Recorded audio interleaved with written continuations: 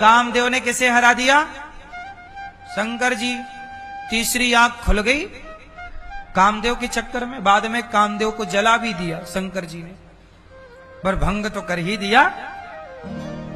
विश्वामित्र जी बड़ी तपस्या कर रहे थे, सैकड़ों साल तपस्या की। क्या हुआ? एक अप्सरा आई और विश्वामित्र जी की तपस्या उस महिला ने भंग कर दी। बोलो हाँ। कामदेव ने बड़े बड़े साधुओं को पराजित कर दिया।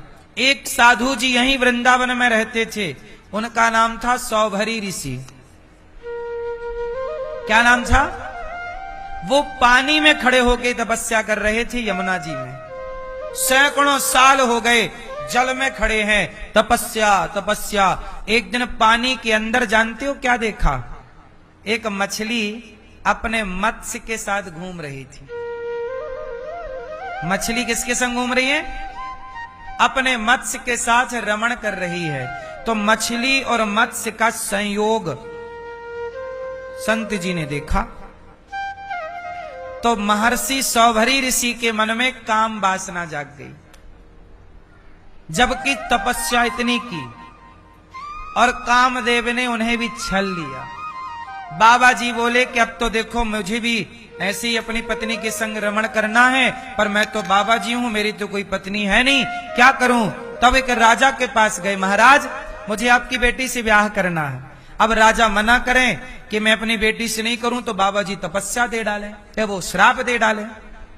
तो राजा ने कहा महाराज मेरी वैसे तो 50 बेटियां हैं, पर ऐसा करो कि आप बैठ जाओ, हमारी जो बेटी आपको पसंद कर ले आप ब्याह कर लो।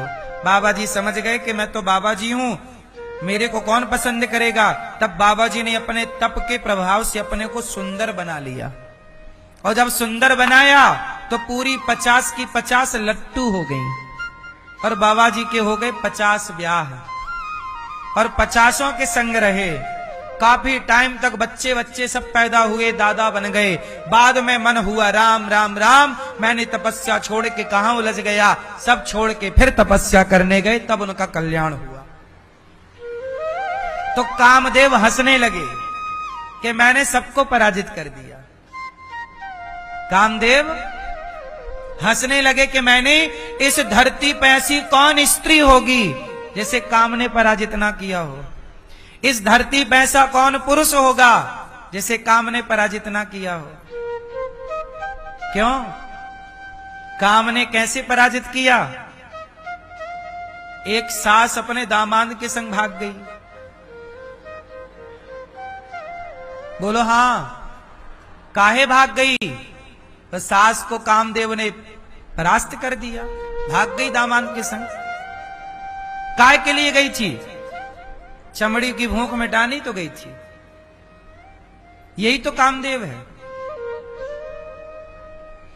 वो पत्नी ने अपने पति को ड्रम में पैक कर दिया अपने यार के लिए। काय के लिए? कामदेव के लिए। ये काम नहीं तो उसे पछाड़ दिया। ये सोनम ने अपने पति राजा को मरवा दिया, किसके लिए? अपने यार के लिए। ये कामदेव ही तो है। ये काम क्या नहीं करा रहा है तुमसे? कुछ स्त्रियां ऐसी हैं अपने बच्चों को छोड़ के पड़ोसी के संग फरार। काहे भाग गई? किसके चक्कर में? काम के चक्कर में। वरना पति तो बढ़िया कमाता था। ये कामदेव किसे ना पराजित किया? सारे दुनिया इस संसार में सब हार चुके हैं। किससे? बोलो जोर से। सबको कामदेव ने पछाड़ दिया। कोई नहीं कह सकता कि मैं जीत गया। कामदेव ने सबको पराजित किया, स्त्री हो या पुरुष।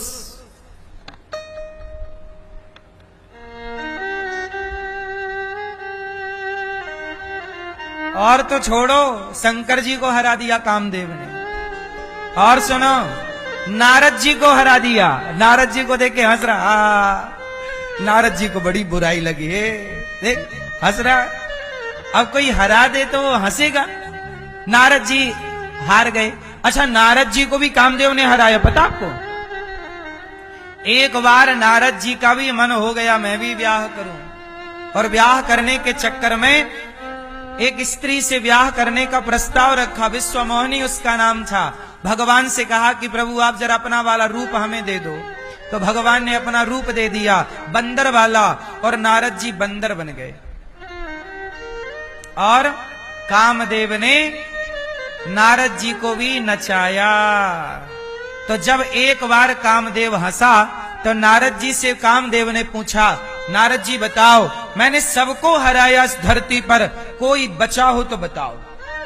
तब नारद जी बोले कि श्री कृष्ण बचे हैं अभी। नारद जी ने किसका पता दे दिया?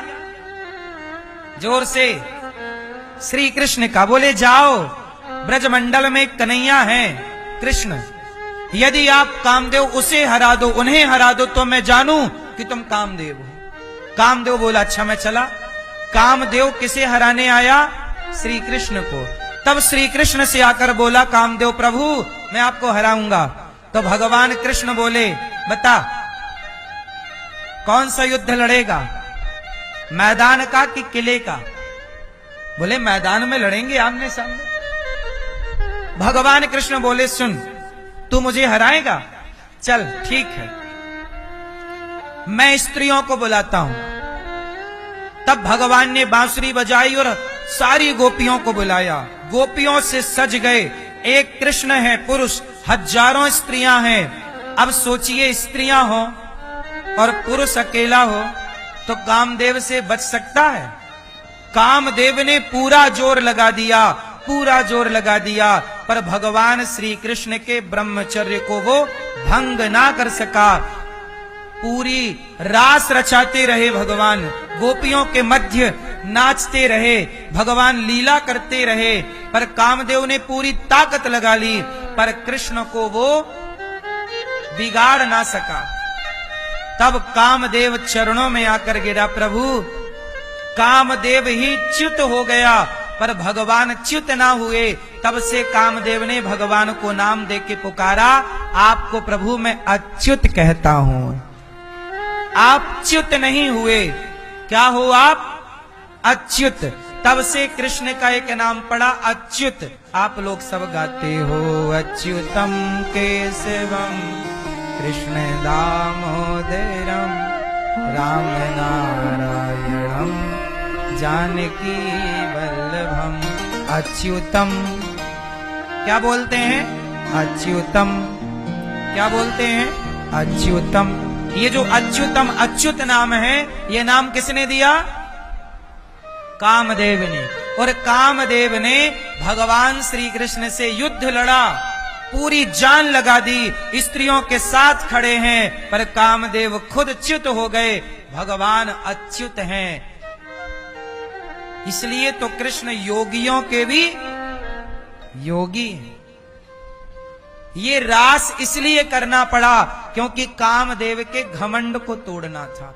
कामदेव चरणों में गिर पड़े, प्रभु हमें स्वीकार कर लीजिए। तब भगवान ने कामदेव को पुत्र के रूप में स्वीकार किया, और वही कामदेव भगवान कृष्ण के पहले पुत्र बने प्रद्युम्न। तो कामदेव ही प्रद्युम्न बन के प्रकट हुए। भगवान कृष्ण के पहले पुत्र कौन? प्रद्युम्न। वो कौन है? कामदेव है। शंकर जी की आंख तीसरी खुली तो कामदेव जल गए थे। वो बिना शरीर के थे, पर भगवान के पुत्र बनकर आए, तब उन्हें शरीर मिला और रति से उनका विवाह हुआ। कामदेव की पत्नी का नाम है रति। तो शरीर मिला भगवान कृष्ण के पुत्र के रूप में। तो कामदेव के पिता हैं ये भगवान, कामदेव के भी बाप हैं। इस कामदेव को पछाड़ने के लिए ये महारास हुआ, ताकि देख लें कि तुम में ताकत कितनी है। तब से फिर नारद जी हंसे, कहो कामदेव आ गए मुंह लटका के। तो ऐसा है, इसलिए कहते हैं भगवान भगवान है। भगवान को कोई हरा नहीं सकता, भगवान से कोई जीत नहीं सकता। हिरण्यकश्यपु ने ब्रह्मा जी से वरदान मांग लिया, ना मैं दिन को मरूं, ना रात को मरूं, ना अस्त्र से मरूं, ना शस्त्र से मरूं, 12 महीने में किसी महीने नहीं मरूं। इतना होशियार हिरण्यकश्यपु, वो ब्रह्मा को भी उसने छल लिया अपने वचनों से, लेकिन भगवान ने फिर भी उसे मार दिया ना नरसिंह बन करके। तो भगवान से कोई जीत नहीं सकता। क्यों? भगवान से कोई जीत सकता है?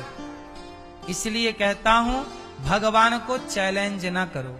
आप लोग दुखी क्यों होते हैं? सच बताओ, आप लोग दुखी क्यों होते हैं?